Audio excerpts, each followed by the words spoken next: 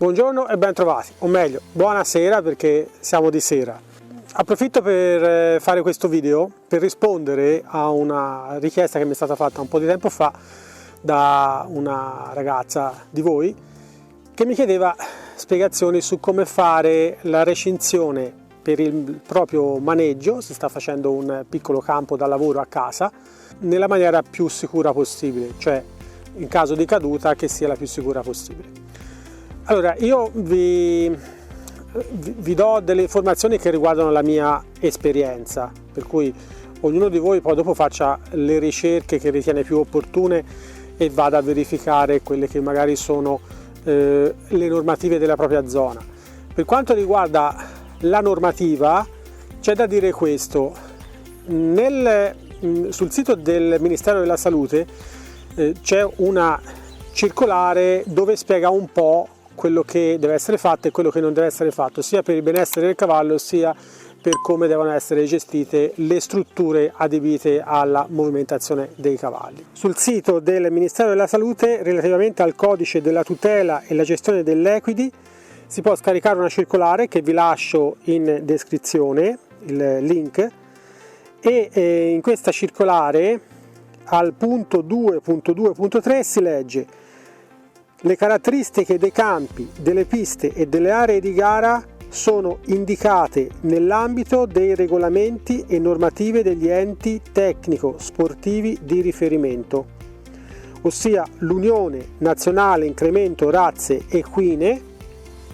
UNIRE, per le attività ippiche e la Federazione Italiana Sport Equestri, FISE, per le attività equestri. Quindi praticamente sul Ministero della Salute si rimanda a quelle che sono le normative diciamo instaurate dalle federazioni, in questo caso per quanto riguarda l'Italia la FISE. Se noi andiamo a vedere sul regolamento FISE edizione 2018, troviamo scritto che la recinzione deve essere infissa al suolo, idonea per altezza e materiale, legno, PVC o di similare consistenza, priva di spigoli vivi e non metallica.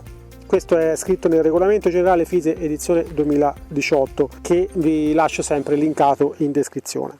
Per quanto riguarda il lavoro che abbiamo fatto noi qui all'Ischeto, il nostro campo, la recinzione del nostro campo è stata rifatta interamente a fine del 2017 e abbiamo deciso di farla in legno con due file, come potete vedere, due file di tavole e dei dritti che sono per la maggior parte sono castagno o abete. Le tavole sono 4 metri di lunghezza per 2 cm di spessore per 10 cm di altezza.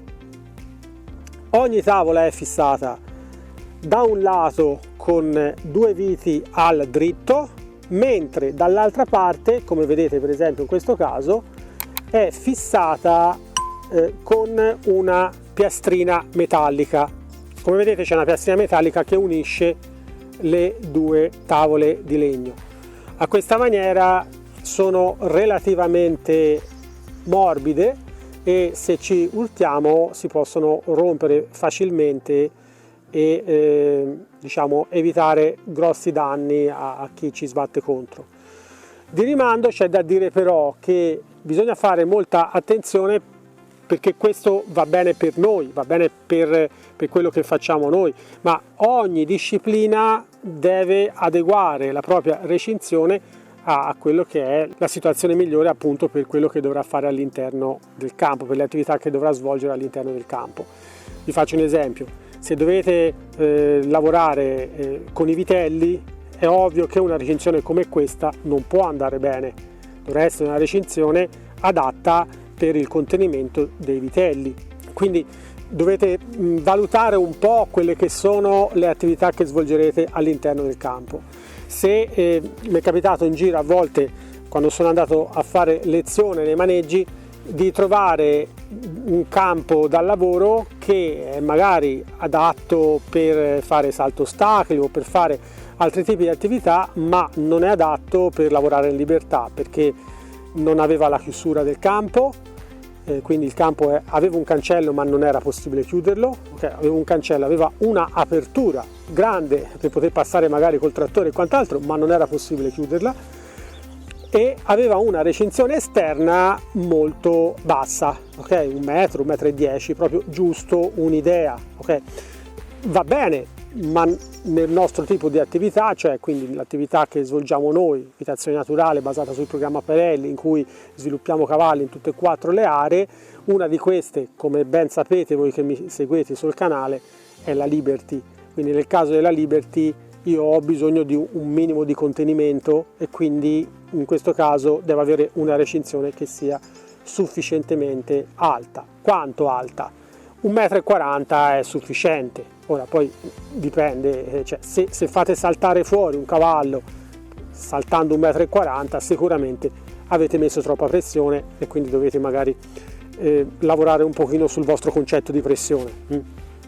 Quindi questa qui è circa 1,40 m di altezza e ha 2 file, per cui diciamo ha un contenimento blando ma sufficiente per tenere dentro dei cavalli e i loro proprietari, diciamo più o meno siamo in una sicurezza abbastanza buona, ecco, in questo caso qua. Però ricordatevi, tutto dipende sempre da quello che dovete fare all'interno del campo, quindi questa è la soluzione che va bene a noi, magari in un'altra situazione, in un altro maneggio, con altri tipi di attività, non va bene nemmeno questa soluzione. Però da un punto di vista di normativa, diciamo non c'è una normativa esatta che ci dice cosa fare per salvaguardare la nostra salute, dice semplicemente quello che vi ho letto prima. Quindi cosa mi sento di dire?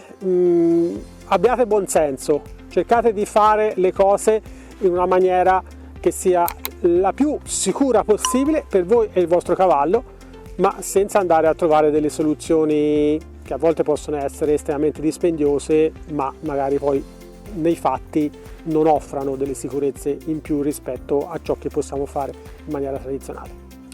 Spero di avervi dato un po' di informazioni per riflettere su come potete magari costruirvi un campettino a casa vostra oppure per migliorare quello che avete già. Questa è la mia esperienza, quindi non prendetela come oro colato, questo è quello che abbiamo fatto noi, questo è quello che io ho più o meno raccolto in giro andando per maneggi, andando negli Stati Uniti, eccetera. Per esempio Pet, nel suo caso, ha delle strutture che sono molto più robuste perché notoriamente ci lavora dentro quelle strutture con i vitelli e quindi in quel caso lì ha bisogno di un contenimento in più.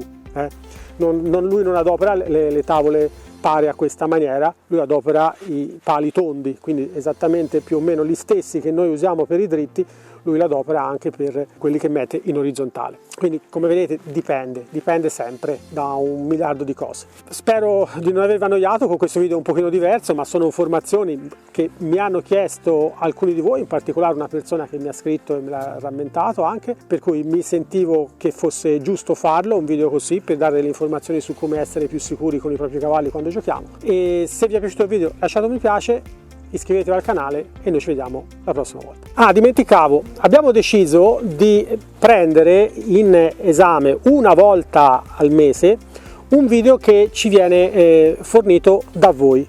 Ci costruiamo un video in cui andiamo a dare dei consigli su quello che lo studente fa, ok? Quindi cos'è che dovete fare? Se vi piace l'idea non dovete fare altro che registrare un piccolo video di 2-3 minuti, non superate 5 minuti perché sennò poi dopo diventa macchinoso tagliarlo, prendere pezzi eccetera. Inviatemelo per email, tanto avete la possibilità di andare sul mio sito, è matteonihorsemanship.com, andate sulla gestione contatti, lo trovate nel menu e lì avete tutti i miei contatti, fra cui c'è anche l'email. Mi mandate un'email con allegato o il link da dove potete scaricare il vostro video, oppure direttamente il video lo potete collegare direttamente anche all'email. Se è un video di 4-5 minuti non ci sono problemi. Nel caso trovate problemi a inviarmelo non vi preoccupate, mandatemi una mail e vi dico io come fare a inviarmelo, perché potete anche utilizzare Telegram. Telegram è un software tipo WhatsApp, un'applicazione che potete installare sul telefono e tramite quello potete contattarmi, trovate sempre su contatti il link, basta che ci cliccate sopra dal telefono e vi apre la sessione Telegram per inviarmi il video, e mi potete mandare il video di quello che voi volete che analizzi, ok? E una volta al mese un video lo dedicherò a mettere insieme 2 o 3 vostri casi e dare qualche consiglio su quello che avete fatto. Quindi mandatemi un'email dove mi autorizzate a mostrare il vostro video in pubblico, perché comunque tutti lo vedranno e magari lo commenteranno anche insieme a noi. Io darò le mie impressioni e cercherò di darvi una mano, però essendo un video pubblico io ho bisogno poi che voi mi scriviate 2 righe con un'email in cui mi dite che mi autorizzate a metterlo nel canale. Se vi va l'idea, vi piace questa cosa, non dovete fare altro che mandarmi questi video. Spero che vi serva, spero che possa in qualche maniera aiutare anche quelli che vogliono qualche consiglio in più sul lavoro che stanno facendo con i propri cavalli. Non so quante ne metterò e se li metterò tutti, cercherò di mettere quei video che siano, diciamo, di aiuto per tutti, non solamente ad personam, in modo da essere un pochino più interessanti per tutti quelli che guarderanno il video. Quindi non ve ne prendete a male, comunque io ve lo farò sapere se li metto, per cui non ve ne prendete a male se non sarete inclusi nella lista dei video da commentare. Spero che vi faccia piacere, fatemelo sapere nei commenti e noi ci vediamo al prossimo video. I met him on a sunny day in late July and everything turned upside down. I almost lost track of time as weeks went by. I couldn't get him off my mind. I told him I want that great love, like standing in the middle of a bonfire. You don't know how you got there, but you hold tight, knowing that you can't get burned. Just tell me how we lost track of everything but each other. I honestly don't know. And tell me